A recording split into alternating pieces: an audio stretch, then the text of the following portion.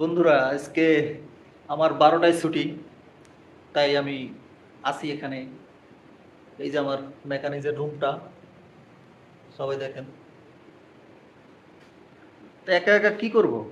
ভালো তো লাগে না। একা একা আসলে বসে থাকলে অনেক কিছু মনে পড়ে।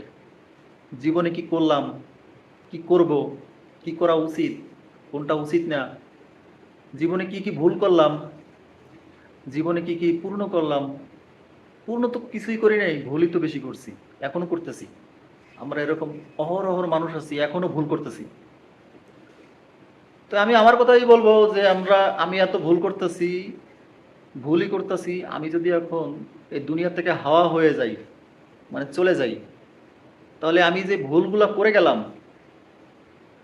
সেই ভুলের উত্তর, মানে আমাকে যদি প্রশ্ন করে তুমি এত ভুল কেন করছো, সৃষ্টিকর্তা যদি আমাকে প্রশ্ন করে, তোমাকে তো আমি এই কাজ করার জন্য দুনিয়াতে পাঠাই নাই, তোমাকে আমি আমার কাজের জন্য পাঠাইছি, এই কাজ দিছি, তুমি করো নাই, তুমি ভুল করছো, কেন করছো? সেই উত্তরটা কি আমাদের কারো জানা আছে? আমার কিন্তু জানা নাই ভাই, আমার কিন্তু জানা নাই। তো আমি মনে করি জীবনে যা করছি করছি। এই শরীরের নাম হইছে মহাশয়।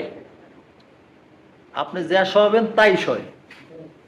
তো শরীরকে যদি আপনি অলস বানান, অলস হবে। সলস বানান, চালু বানান, চালু হবে। যেমন বানাবেন তেমন হবে, সেটা তো শরীর হবে।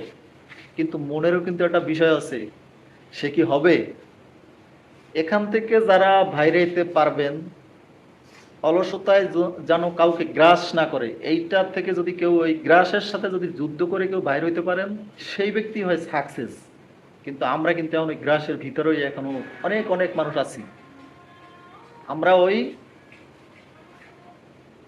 ভাল লাগতেছে না এখন, ধরো পরে করবো নি, সমস্যা নেই, রাখো তো, এখন না, পরে করবো, এখন ভাল লাগতেছে না, এইরকম। এই জিনিসটার ভিতরে যারা আছেন, এই কথাগুলোর ভিতরে যারা অটল আছেন, আমরা এই মানুষগুলোই আমরা ভুল করতেছি। যে যখন বললো যে এই কাজটা করতে হবে এখন, ঠিক আছে, এই আমি উঠলাম, আমি এখনই করব, করতে গেলাম, এরকম মানুষ কিন্তু আমরা কম আছি। এটাই বাস্তব, এটাই সত্য কথা। এই কারণেই আমরা কিছু করতে পারি না। সবাই ভালো থাকবেন। আল্লাহ হাফেজ।